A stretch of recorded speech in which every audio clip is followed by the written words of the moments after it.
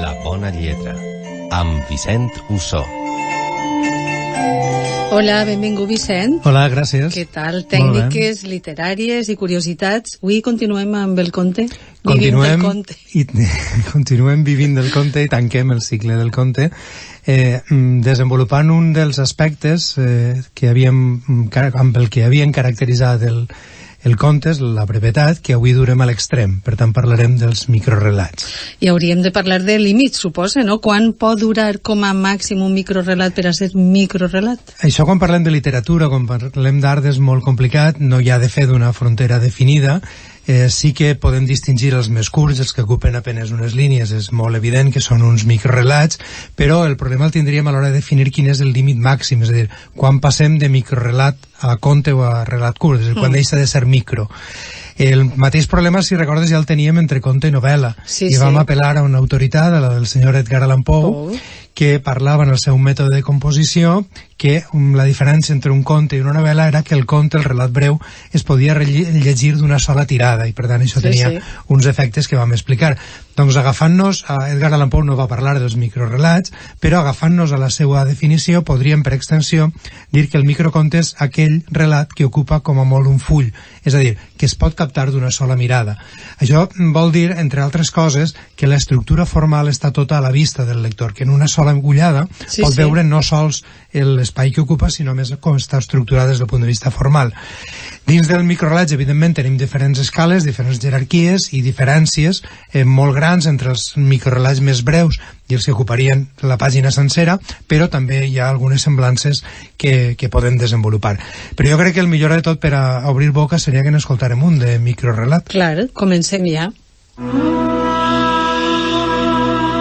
En un lloc desert de l'Iran hi ha una no molt alta torre de pedra, sense porta ni finestra.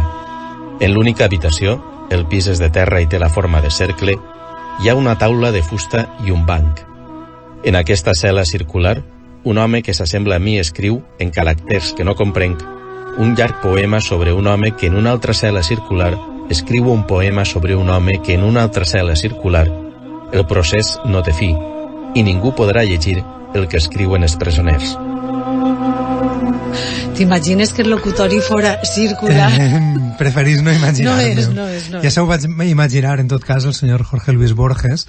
És molt habitual en els contes de Borges les realitats que es desdoblen, que es multipliquen, i també l'obsessió per als espills, que està també implícita en el relat que hem escoltat. I el quedes pensant ahir una estona, Posa ahir la llavoreta i tu ja... Això es tracta, de fet. Quines condicions hauria de reunir un bon microrelat? Bé, a més de l'extensió, que ja l'hem esmentada, hauria de reunir almenys algunes condicions, com tu dius. La primera, la narrativitat.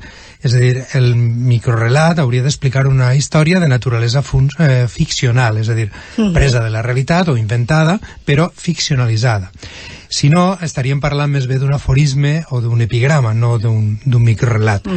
La segona condició hauria de ser la concisió i la capacitat de suggerir.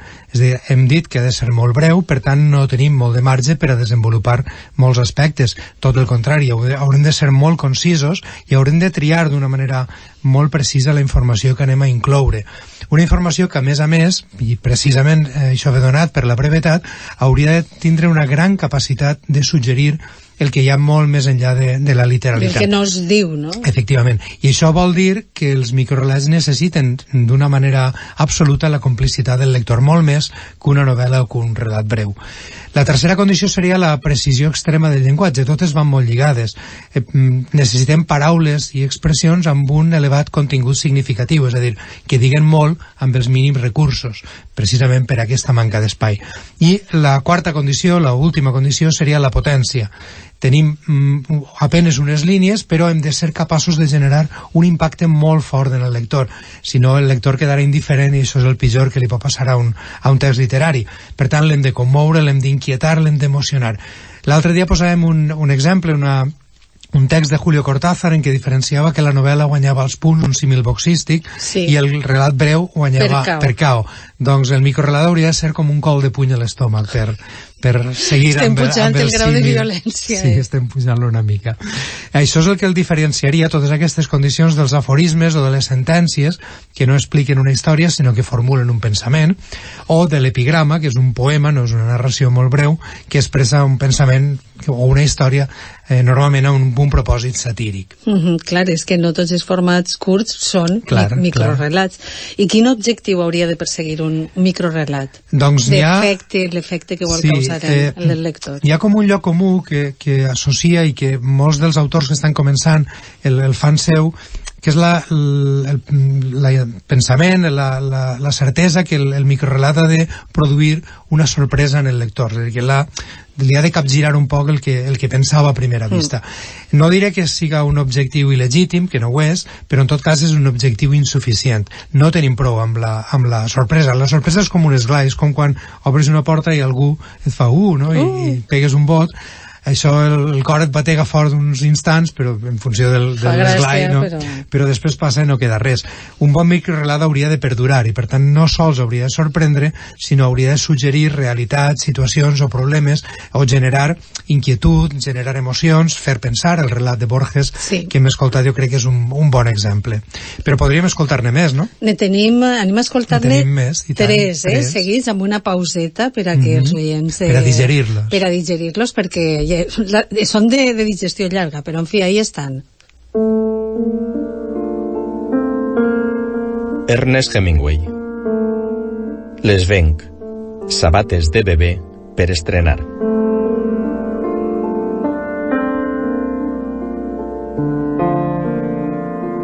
Max Aub. Errata. Donde dice la maté porque era mía, debe decir la maté porque no era mía.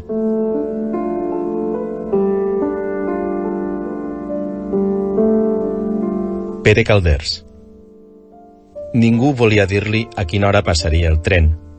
El veien tan carregat de maletes que es donava pena explicar-li que allí no havia hagut mai ni vies ni estació.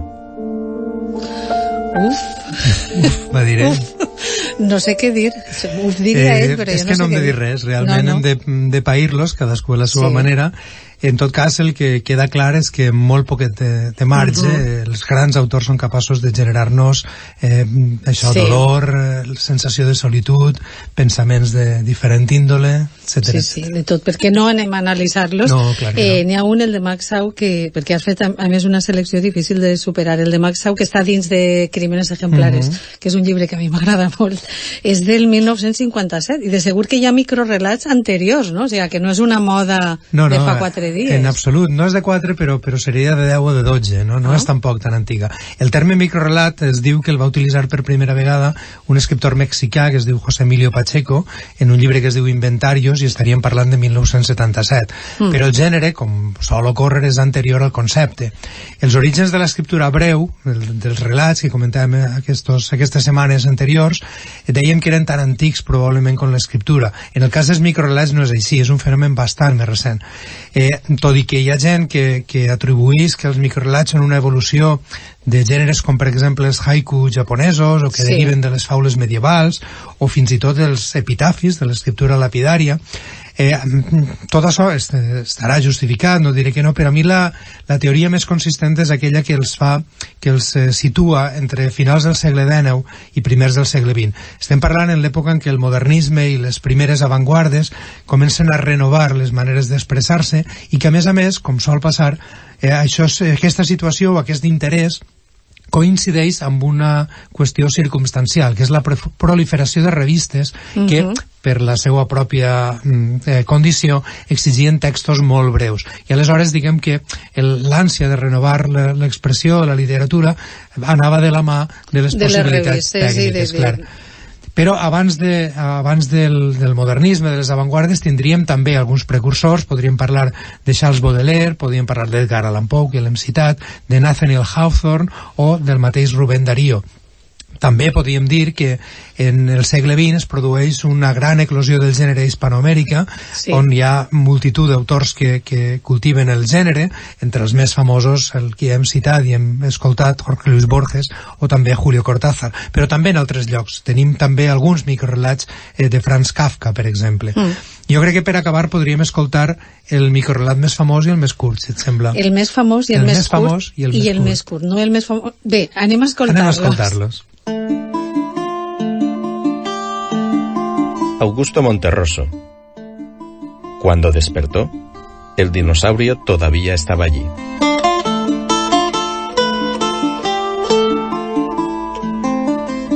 Luis Felipe Lomelí.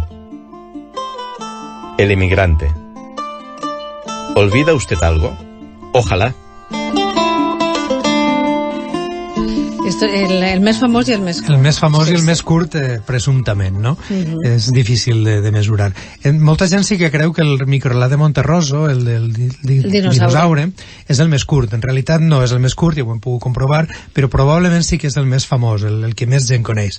S'han fet múltiples interpretacions, que si el personatge es desperta d'un somni, que si es tracta de dos dinosaures, en fi, no traurem l'aigua clara perquè cadascú pot fer la interpretació i totes són legítimes. La raó, sempre ho diem, la tenen en última instància els lectors, no l'autor. En tot cas, parla d'una realitat suggerida, que és el que hem estat comentant, que és una de les condicions fonamentals dels microrelats. L'altre, l'emigrante, de Luis Felipe Lomelí, un escriptor mexicà, fa una mica de trampa perquè són 4 mots, però li hauríem de sumar el títol, que és la meitat del text, és probablement la relació més curta entre un títol i el text que el segueix, i en tot cas és un rècord provisional, perquè probablement el batrà algú en algun moment. Anem a treballar a veure. Sí, jo he tret el compte, fins i tot comptant el títol guanya el de Lomelí, perquè són 7 paraules contra 6 comptant el títol, sinó que guanya ell. Per una. Adeu, gràcies, fins la setmana que ve. Fins la setmana que ve.